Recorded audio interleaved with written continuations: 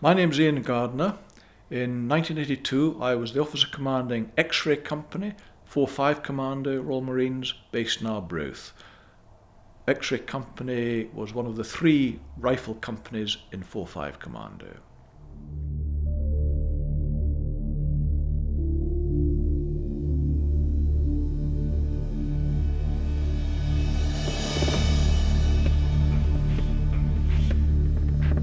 The Yomp.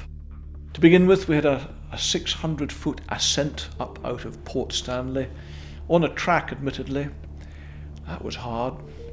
And then we branched off north to a place called Douglas Settlement. Now we were in the boonies, no tracks, bogs, tussocks, hills. That first day and most of that night was very hard. We'd acclimatised to the weather, perhaps, but we hadn't acclimatised to carrying all this kit across this country. We lost 1 or 2 men on that yomp, some with twisted ankles, twisted ligaments, broken ligaments. We simply had to leave them where they were, in the hope that they would be picked up by a following over snow vehicle. We'd stripped them of their ammunition, we'd stripped them of their weapon, we'd leave them with food and with a poncho to give themselves cover. We got to Douglas Settlement. There was no one there. We settled down for the night round about 2 o'clock in the morning. It rained and we got very wet that night. And the following day it rained and rained and rained. We set off the following day in fighting formation. We were walking across Rannoch Moor in midwinter. We weren't following tracks, we were following a compass bearing essentially. And so we were crossing streams, we were crossing bogs. Our feet, however much you were able to dry your feet at night, the minute you stepped out of your bivvy in the morning, you were straight into a bog. So our feet were wet for a month, basically. And at night you would take your boots off, put your boots in your sleeping bag so they didn't freeze overnight. Trying to put frozen boots on is not funny. So you'd keep your boots in your sleeping bag, you would take your gopping wet socks off. If you'd managed to have a pair of dry socks somewhere preserved about your person somewhere, you might put some foo-foo powder on your toes, put your dry socks on it, try to sleep in at night, put your wet socks under your armpit and your groin to try and make them less wet overnight. Following morning, take your dry socks off, put your wet socks on, climb into your unfrozen boots and step out into a bog, and off you go.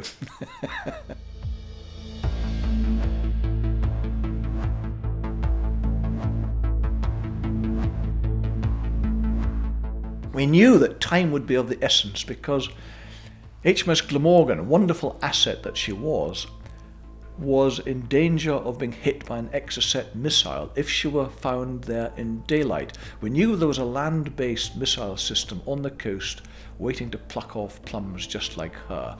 However, we also knew it only had a daylight capability. So as long as it was dark, Glamorgan would be fine. But if we were still fighting our battle at dawn, she would have to leave. My principal concern was 1,000 metres of open ground between our start line and the bottom of the objective. They had 1/2-inch machine guns, we knew that, we'd found them on the reconnaissance. They had plenty firepower to rip us to bits as we crossed the open ground. The minute we left our patrol base, a Dartmoor-type clag descended upon us. No problem, we could measure the distance, we could use our compasses, we'd record the ground. But at the far end, we found ourselves about 100 metres out. We were the wrong side of a great rivers of stone runs, these rivers of boulders. Some of boulders as big as cars. You step on them, they move, they're slippery, they're icy, they're covered in moss. And struggling across these in the middle of the night delayed us terribly. I couldn't tell my commanding officer what had gone wrong. If I'd opened up on the net and told him what had happened, that we were now seriously delayed, A, the Argentines would have heard and probably brought an artillery barrage on us, and B, that sort of message was difficult to misinterpret. I didn't speak to my commanding officer until the last minute, and I told him that we were 2 hours late. Instead of ripping my head off, he said, right, we'll change the plan. I will keep a ship, I will keep the artillery, you have the mortars, you have 40 Commando's anti-tank weapons. Sort yourself out, tell me when you're ready, and we'll go concurrently, we'll go together. The first troop set off across the open ground. My heart was in my mouth. Eventually it disappeared from my sight. I was waiting to give the order to fire the anti-tank weapons above their head, but I soon got the message that they were there, in the bottom of the feature. I followed. The lead troop advanced up its objective, and there was no one there. Eventually, we encountered the enemy about halfway up. The bottom half of the mountain was not defended, but the top half was stoutly defended. I called for anti-tank weapons. The Milan missile did not have a night firing capability, but we'd worked out a routine with 40 Commando's anti-tank troop. They were great, these guys. With use of torches and with use of tracer, we were able to give fire control orders to the anti-tank weapons. We also carried a thing called the Law 66mm, a handheld anti-tank weapon, pretty damn useless against tanks, modern tanks, but against bunkers, against trenches, brilliant. We had made liberal use of those. And to cut a long story short, over the next 4 hours or so, my Marines fought their way, rather like fighting in a built-up area. The rocks were so big.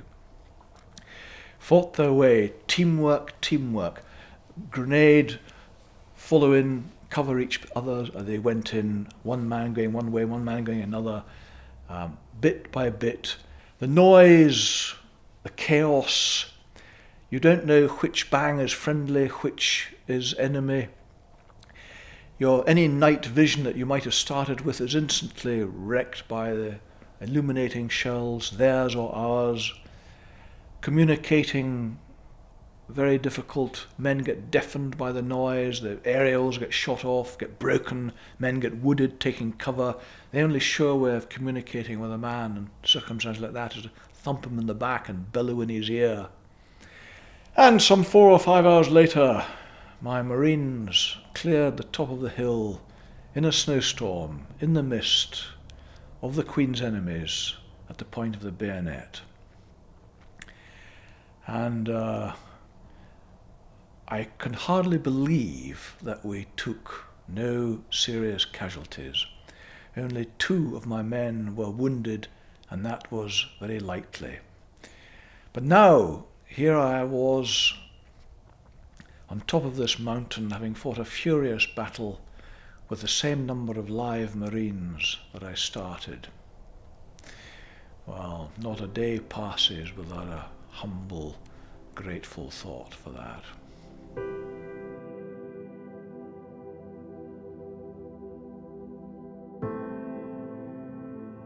The captain of HMS Glamorgan, he had a decision to take because he was still being asked for fire missions while dawn was approaching.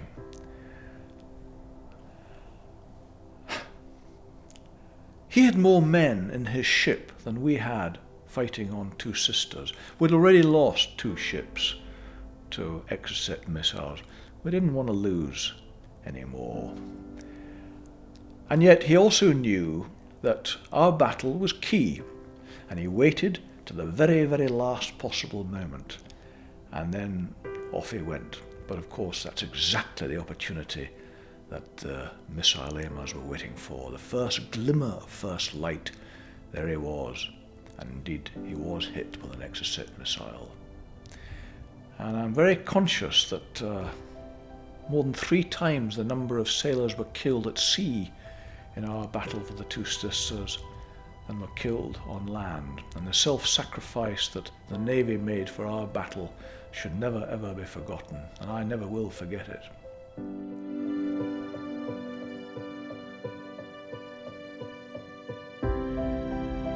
And I'm very conscious that my life and my reputation rests upon the shoulders of teenaged boys.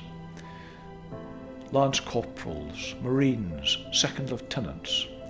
They were the ones who won the battle for Two Sisters, and they were the ones who deserve the credit. I was part of a large piece of machinery which got them to the right place at approximately the right time,